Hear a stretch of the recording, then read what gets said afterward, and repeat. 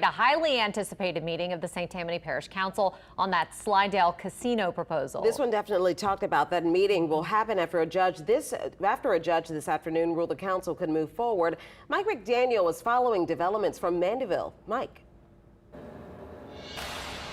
Hey there. Well, the purpose of this meeting is for the parish council to vote on a resolution which would allow for a casino to be set up shop basically near Slidell. Now, if this resolution passes tonight, it would then be put on as a referendum in the November ballot, which ultimately gives voters the chance to decide whether this project even happens. It's a $325 million project which would happen near Lake Pontchartrain, just outside of Slidell, close to the foot of the twin span bridges. Advocates, including the parish's legislative delegation, say this could bring in millions of dollars a year for the parish. Opponents, including the sheriff and even Slidell police chief, feel this would just usher in more problems than it's worth, kind of like increased crime.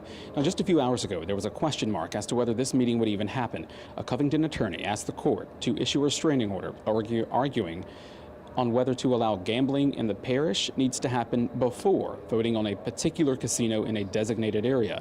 That's because folks here in St. Tammany Parish voted to ban gaming back in 1996. The judge, saying he had very little time to review this case, said if it finds itself back in court, all sides will of course be reconsidered. Now, part of tonight's meeting also allows for a public hearing to happen.